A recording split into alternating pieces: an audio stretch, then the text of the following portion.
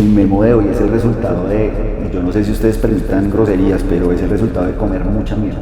Estar en un momento maravilloso y de un momento a otro venirse abajo mil cosas en muchas situaciones al mismo tiempo y no lo logró, no salió de luz.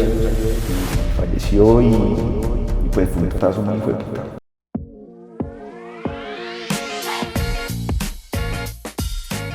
Yo siempre he creído que la vida es un carrusel de emociones. Y así como la vida es maravillosa, también tiene unos acercamientos increíbles y muchas veces dolorosos con la muerte.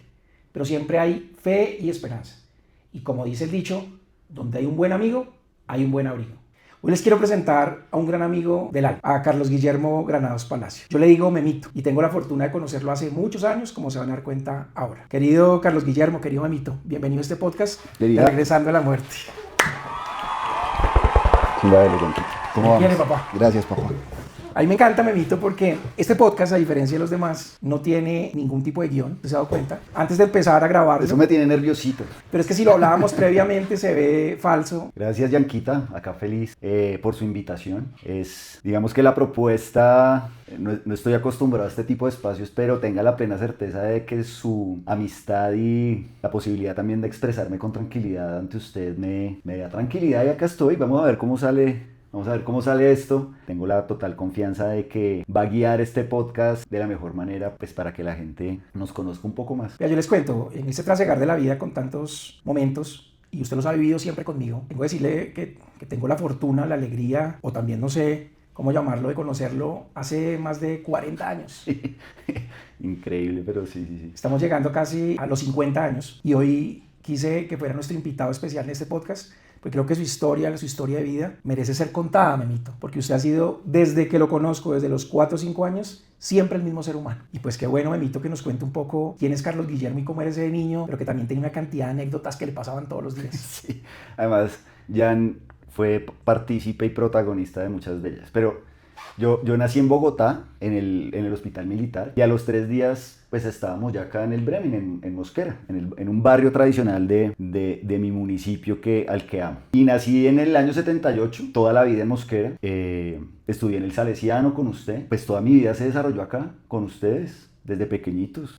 Tuvimos la fortuna de estudiar desde kinder. Yanquita alguna vez intentó falsificar la firma de mi papá para una nota que me habían mandado del colegio. La hizo terrible. Nos han pasado cosas maravillosas. Han sido 40 y pico de años de vivencias muy bonitas. Soy abogado con unas especializaciones, con unos estudios de maestría y pues me dediqué a lo público. Fui personero de mi pueblo 8 años. Trabajé al lado de grandes amigos ayudando al departamento y en este momento, después de unas crisis muy fuertes y después de transformarme, estoy trabajando también en lo público y vamos creciendo y vamos consolidándonos no solo profesionalmente sino personalmente. O sea, el memo de hoy, va a sonar muy cliché y va a sonar, el memo de hoy es el resultado de, y yo no sé si ustedes permitan groserías, pero es el resultado de comer mucha mierda, de como usted lo planteó en su libro y como está estructurado este podcast, es tocar piso, culo en tierra, raspones, tocar fondo y con toda la estructura que mi familia,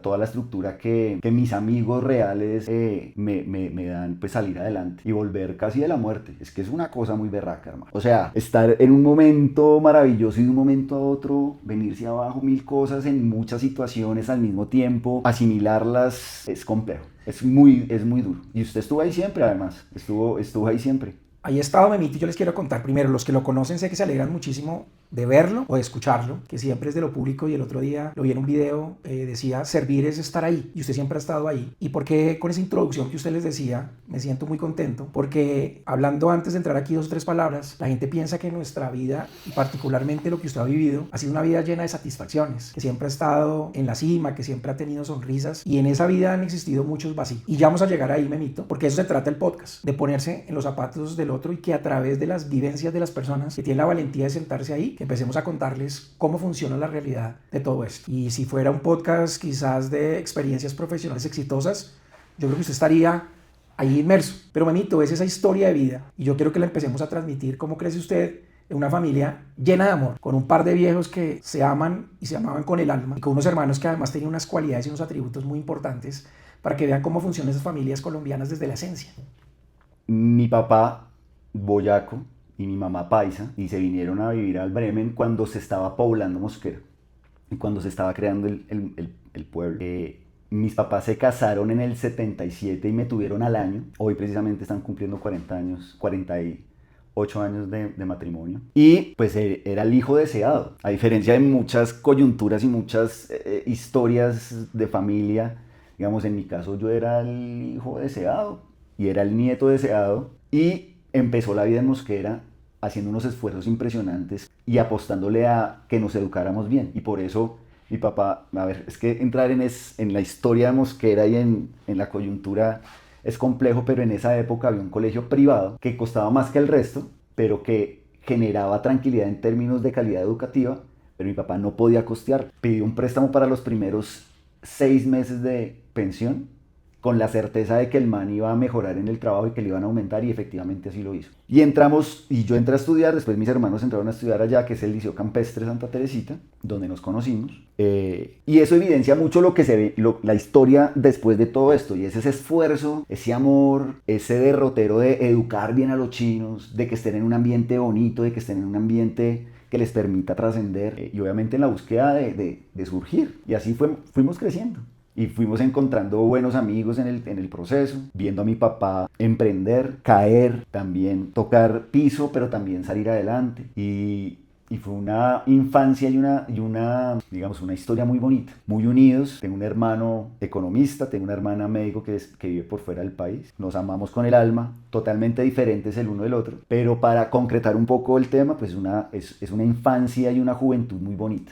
Hay un viejo conocido refrán que dice que cada niño viene con el pan debajo del brazo. Y creo que fue parte de su historia, porque antes, para sus papás como para los míos, el pan era bien escaso. Se casaron en unas condiciones muy precarias económicamente, muchas veces sin tener lo mínimo para vivir, pero eran hogares llenos de amor, eran hogares llenos de esperanza y con una situación de entregarlo todo. Y yo creo que eso marcó lo que ha sido su vida. Sí, total. Sacrificio, trabajo, para entregarnos cariño y amor, que no solo es material, ¿no? O sea, se esforzaron también por generar un ambiente amoroso y un ambiente que muy probablemente, con los errores cometidos, con lo que hubiera sido, hacen que yo sea lo que soy hoy, en términos de tener empatía, en términos de querer que las personas que están alrededor mío, y no solo hablo de la gente cercana, hablo de mi entorno en general, estén bien. Conocí muchas veces la casa de Memo en el Bremen, ese nombre alemán, un poco curioso para el barrio, todavía existe de hecho, y lo queremos mucho y está en el corazón. Después Memo tiene la oportunidad, estudiamos en el Salesiano, veníamos del Liceo Campestre, puros valores católicos, de Dios, entramos al Salesiano, lo que es la vida, la juventud. Muy interesante, ¿no, Memito? La vida muy sana en un pueblo, compartiendo con los amigos. Un bachillerato, pues una berraquera, la pasamos muy bien. Yo la pasé maravilloso.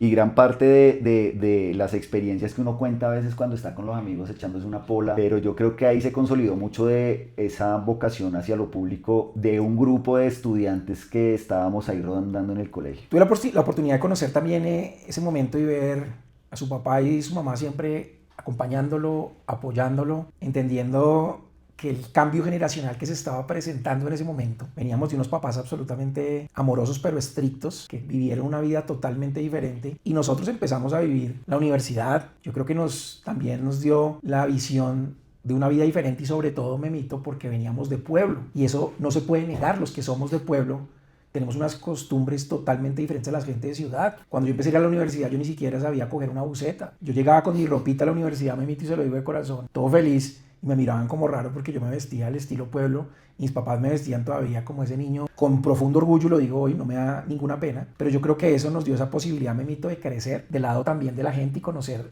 lo que es las diferentes facetas de la vida y lo que es las diferentes facetas del mundo. Ese tema de ser de provincia, alguna vez yo se los conté a ustedes, tenemos un grupo maravilloso que después hablaremos de él.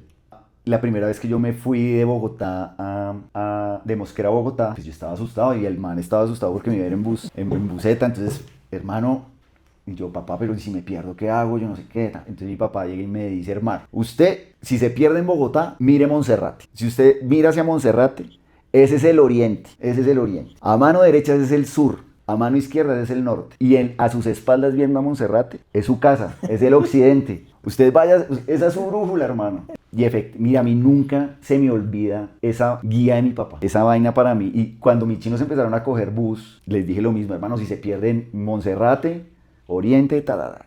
Y atrás de su casa. Y atrás de su casa, y mire a ver cómo llega atrás, o sea, al occidente. Bueno, algunas veces no llegaba, se le perdía la brújula. Venga, Memito, mire, y usted como dice, vamos a entender hacia dónde va el podcast de Regresando de la Muerte, esa cantidad de vivencias, y quizás toda esta historia que hemos venido contando es precisamente para darnos cuenta que la vida que uno va construyendo de un momento a otro puede cambiar, puede mutar. Pero resulta, Memo, que empezando el año 2020 empezamos a vivir una situación muy difícil. A mí me da esta tristeza porque siento hoy, y antes de que lo hablemos quiero escuchar su percepción de eso, yo siento que hoy los colombianos y el mundo entero olvidó que hace 5 años todo fue totalmente diferente. Que por allá de China, de Wuhan, quizás por un murciélago, quizás por unas pruebas, llegó un tema que se llamaba el COVID-19. Yo tuve la posibilidad, Memo, de ser alcalde empezando ese periodo. Yo decía, esa vaina nunca va a llegar, eso nunca va a pasar aquí. Y yo le tengo que decir, Memito, que finalizando el mes de marzo estábamos todos absolutamente consternados, sin saber qué hacer y en la casa encerrados. Y usted, Memito, pues tenía también ya la condición de estar en el sector público, de trabajar muchas cosas, de vivirlo. ¿Cómo fue su experiencia empezando el COVID, sin adelantarnos un poco solo para conocer cómo fue ese tema del COVID? ¿Usted cómo lo vivió empezando? Pues yo estaba trabajando en lo público ya cuando empezó el COVID. Estaba en ese momento en un cargo importante. Sin embargo, cuando llegó el COVID y cuando se empezó a generar la crisis, un gran amigo que depositó la confianza en mí me dio la tarea con otra persona de coordinar toda la crisis de COVID en el departamento de Cundinamarca. Y pues yo en ese momento pues asumí la responsabilidad con otro gran amigo, con Diego García, empezar a coordinar cómo asesorábamos a los municipios y cómo asesorábamos a la ciudadanía respecto a la adquisición de lo necesario para mitigar el riesgo, de las medidas que tenían que tomarse en el departamento y todo este rollo. Y yo simplemente le dije, por el liderazgo que tengo en mi grupo familiar, en mi familia, les dije, venga, tomen estas medidas, se quedan, se guardan, tapabocas, ¿Con miedo o tranquilo? La verdad, muy tranquilo, no me va a pasar nada. Yo tenía, en ese momento habían pocas autorizaciones para tener libre locomoción por el territorio. Yo era una de esas personas que tenía libre locomoción. Salíamos a territorio obviamente con los cuidados del caso, pero pues yo nunca vi cercano el tema. Por mi forma de ser, no sé, pero nunca lo vi cercano. Y duramos casi un año, casi el primer año de pandemia en ese rol. Mis papás guardados, mi familia guardada, tomando las medidas del caso. Y lo capoteé. En ese momento estaba en el segundo año de una maestría en Derecho Constitucional y ese año fue virtual y fue mortal porque cero concentración, no veía evolución. Yo pensando en trabajo y en que no le fuera a dar nada a nadie y al mismo tiempo estudiando. A mi papá, algunos meses antes de las vacunas, le dio por, Memo, yo me quiero ir para... Mi papá yo tenía una casa en Mosquera y entonces dijo, yo quiero terminar el tema de la pandemia en Mosquera. Y yo pues para camino, pues... Con las medidas del caso ya había más movilidad, pero era limitada, entonces sacamos los permisos y mi papá se vino para Mosquera con mi mamá. Pues craso error, weón. Craso error. Nadie se hubiera podido imaginar, no era previsible esa situación. Mi papá estaba bien, las pruebas salieron bien en su momento. Bueno, viene un momento, usted lo iba a decir ahorita, Memito, y yo quería hacer un poquito de mención en eso, por lo oloroso que puede llegar a ser también la vida y por lo cercanos que podemos estar a la muerte. Lejos de pensar cualquier circunstancia, lejos de pensar que nos puede llegar a pasar. Yo quiero que escuchar este testimonio por un homenaje, pero también para recordarnos que en este proceso de la vida es bastante incierto y que esto puede cambiar en cualquier momento. Lo hablamos someramente, hay temas que uno muchas veces guarda en su alma y no quiere contar, pero en algún momento Valentía, creo que Memito nos dijo, creo que es una historia para compartir y un homenaje también para esas personas que no pudieron superar esa batalla. ¿Y cómo fue? ¿Qué fue lo que pasó, Memito, en ese entonces? Y esa circunstancia que creo que nos duele a todos. Ya podíamos salir con ciertas restricciones. Un fin de semana inclusive, mis papás ya estando acá, salimos con sus papás. Salimos con sus papás y salimos todos a almorzar. A los días, pues mi papá empezó con la saturación. Digamos que después de la pandemia todo el mundo conoce el significado de la saturación. Empezó a saturar mal, mi mamá también. Y dijimos, pues, pruebas. Y efectivamente positivo, pero en ese momento ya habían existido muchos positivos y digamos, en mi caso, si bien es cierto conocía muchos casos, no... sentía que mi papá era muy fuerte, mi papá era un roble y positivo, y mi mamá también, mi mamá también resultó positivo. Aislarse, medicamentos, el protocolo normal del tema. Y empezó la seguidilla. Mis 2 hijos y Mafe también tuvieron en ese momento COVID, pero pues aislados. Yo era el único que aparecía negativo. Y de un momento a otro, mi papá se empezó a complicar. En definitiva, 20 días después, con los tratamientos del caso, llevarlo a la clínica. Y algunos días después, digamos, el informe y la decisión médica era entubarlo. Si usted me pregunta, en ese momento ninguno de nosotros tenía conciencia de que esa toma de decisión era tan trascendente. Simplemente era un proceso que se necesitaba para que mi papá saliera del tema. Pero yo en este momento veo esa gestión como uno de los momentos más maravillosos de mi vida. Y resulta paradójico porque es algo doloroso, o sea, es una enfermedad. Pero me permitió tener 3 semanas antes de que fuera entubado, antes de que fuera a la UCI, de una conexión muy hijueputa. Una conexión emocional, mental. El man me entendió.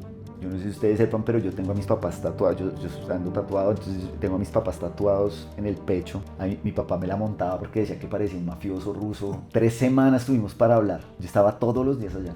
Mi mamá me decía, Memo, usted es diferente al resto, usted no va a cambiar, usted, hermano, esos tatuajes son una chimba. Ellos siempre fueron amorosos, ¿sí me entiende? Ellos no le tenían miedo a decirnos que nos amaban, siempre lo dijeron.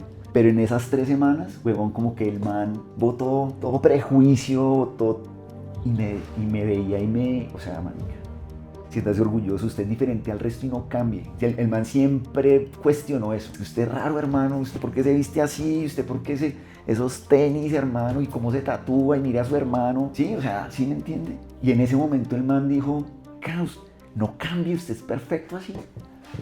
Y empieza el man a trabajarme la porra, huevón, de una forma tan maravillosa. En fin, una experiencia muy berraca y lo entubaron. Ese día me dijo, Memito, en mi escritorio en tal cajón están tal cosa, ahí está. Su mamá, por favor. Los dos totalmente convencidos que nos íbamos a ver en 15 días. ¿Me hago entender? Sí, claro. Yo sin la conciencia de que mi papá lo iban a entubar y las consecuencias que eso tenía. Ese fue el último día que vi con mi papá su beso.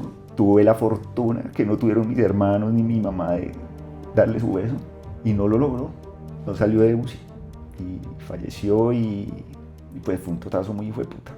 Y es paradójico, o sea, es contradictorio este momento de dolor tan hijueputa con la felicidad que me dio esas 3 semanas, con el entregarse y decirme lo orgulloso que estaba de mí. Y me sentí poderoso, ¿sabes? Me sentí poderoso, me sentí bien, pero creo que ese momento llevó a que mi cabeza tuviera una crisis muy berraca, que generó lo que en realidad me hizo sentir que toqué fondo después. Pero ese momento fue muy cabrón, muy berraco. Yo le quiero agradecer, Memito, contarnos eso no es fácil. Todos sabíamos lo que significaba su papá en su vida, como muchas de las personas que hoy escuchan este podcast o nos ven, que perdieron a muchos seres queridos. ¿Se acuerda, Memito, de nuestro gran amigo William Niño? Más maravilloso también. Más maravilloso, que el más sano, el más fuerte, el más guerrero de todos, tampoco pasó la batalla, y así fueron muchas de las historias tristes y dolorosas que nos hacen recordar todos los días que este tema de la muerte es muy duro, Memito.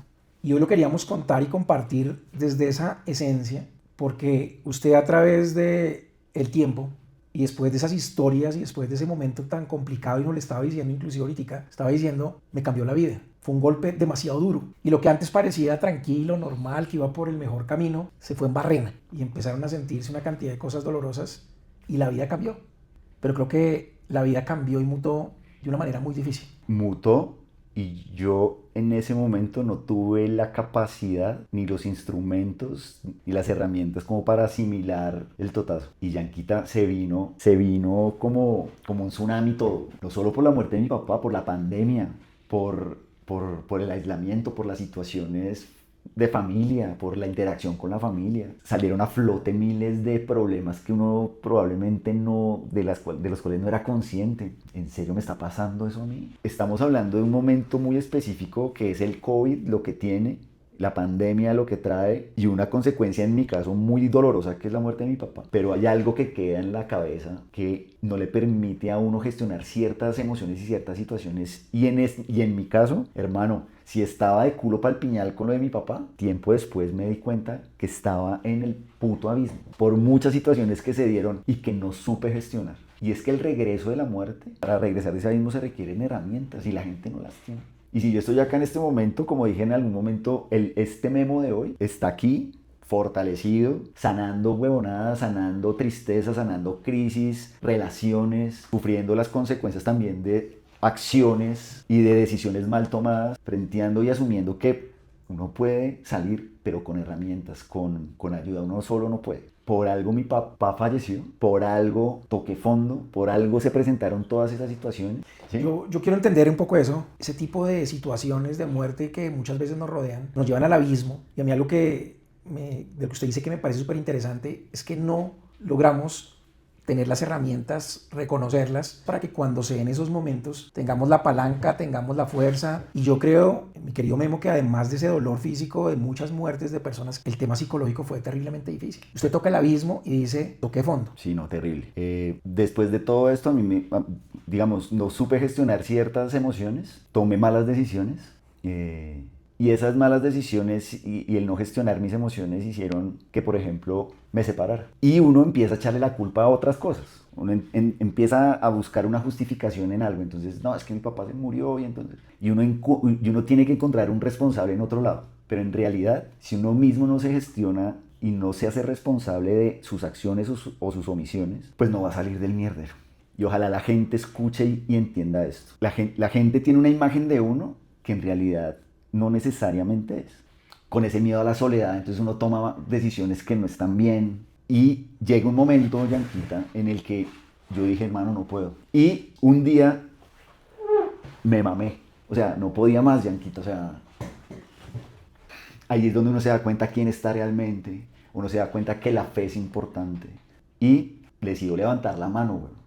Entonces yo, un domingo, solo, con una tristeza inmensa, porque además del operativo de no tener los recursos, es la tristeza inmensa de ¿qué está pasando acá? Decido llamar a mis hermanos y hacer una videollamada dolorosísima. El duro de la familia, el mayor, no puede más.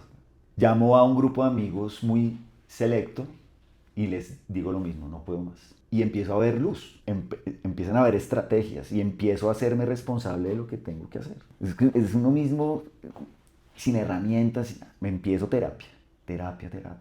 Empiezo a buscar fe, siempre la he tenido, tener fortaleza espiritual es importantísimo. Mi hermano me ha ayudado mucho, ustedes me han ayudado mucho. Volví a donde mi mamá quedó solita, pero mi mamá muy autónoma y empecé a volver donde mi mamá, mi mamá. Yo siempre tuve la certeza de que la familia giraba alrededor de mi papá. Hermano, ella es la piedra angular de la familia. Entonces empieza todo eso como hermano, no estás solo. A mí me parece eso increíblemente sabio, aprenderlo desde el dolor. Obvio, la ayuda es importante, levantar la mano es importante. Ser honesto.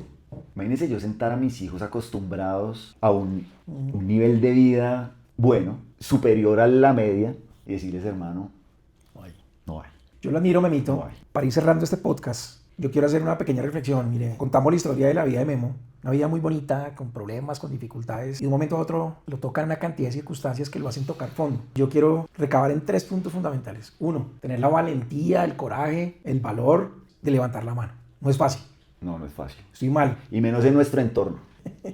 No, nosotros podemos solos y nosotros somos los berracos, no. Es que Memo, además, cuando uno está en política, al parecer no hay dolor, no hay sufrimiento, no hay necesidades. Y me encanta que usted lo reconozca, porque eso es un mensaje de vida. Y para todos en general, independiente de lo que seamos, lo que desarrollemos en nuestra vida, el rol que cumplamos, las capacidades. Si estoy mal, Memo, lo primero, levantar la mano. Eso es un acto de valentía gigantesco. Muchas veces pensamos que el silencio es la herramienta fundamental. Y aquí se los digo y lo decimos todos, Memito. Tocar fondo nos puede llegar a todos y creo que en esa barrena, en ese abismo, ninguno se ha escapado. Primero, levantar la mano. Lo segundo, Memito, esto no es de echarle la culpa a las circunstancias. Yo creo que lo más fácil es siempre culpar a alguien. Y eso es como muy colombiano, ¿no? es que es por esto, es que yo tomo porque imagínense, estoy triste, es que yo tomé esta decisión. No, se llama autorresponsabilidad. Y lo tercero, querido Memito, usted lo decía ahorita, es esa valentía y esa capacidad de encontrar las herramientas y salir adelante. Y eso se trata, regresando de la muerte, de contar esas historias que son tan humanas, sobre todo en personas reales, y que muchas veces pueden lograr transmitir ese mensaje para que todos crean que hay un halo de fe y esperanza. Memito, yo quiero, para cerrar, preguntarle 2 o 3 cosas. ¿Cómo funciona ese tema después de conocer el dolor, la tristeza, de estar en el abismo? ¿Y cuál sería ese mensaje para todas las personas que hoy siguen este podcast y que ven en usted y en su mensaje un halo de esperanza? Lo que yo quería y lo que yo quiero plantear, y el mensaje es muy diciente, eso de prometerse y eso de pretender ser lo que uno no es la solución. Yo lo único que pretendo es ser totalmente legítimo, ser coherente, y la coherencia trae tanta felicidad, weón. Sí. Ser coherente le da una paz a uno muy hijueputa. De los mejores abogados que yo conozco es Memo. Esto no es un podcast de exaltar, es un podcast de reconocer las cosas. Un día en esos vacíos laborales, Memo sacó otro video que es impactante, diciendo, vengan, estoy como sin mucho trabajo por ahora y quiero ayudar. Sí, una locura. Y no estaba ofreciendo servicios profesionales para cobrar. Les digo, venga, yo quiero salir. Si alguien me necesita, acá estoy. Qué fenómeno eso. Y no, pero fue fuerte. Tuvo 2 consecuencias. La primera, mucho trabajo. Gente maravillosa. Además, porque en realidad me sentí bien. O sea, le ayudé a mucha gente. No sé. Pero cuando yo lancé ese video, llega la gente y me empiezan a escribir personas que, hermano, pero si usted no debería, en serio usted está sin trabajo. Y yo, no es que esté sin trabajo, pero pues estoy, no, hermano, lo necesito aquí. Y nunca fue la intención. Y nunca fue la intención. Pero adicional a los trabajos que empecé a conseguir, pues me tocaba terminar los procesos con las personas a las que me comprometí a ayudar. Pero sí, y generó esas 2 cosas. Trabajo, ayuda a la gente, pero además, sin darme cuenta, levanté la mano y la gente copió. O sea, y viene la última, después de escuchar este podcast, de escuchar su historia de vida, tocar esa muerte espiritual, esa falta de fe, ese abismo, yo creo que merece siempre personas que nos escuchan y tener esa valentía, ese coraje de levantar la mano y decirle, estoy mal.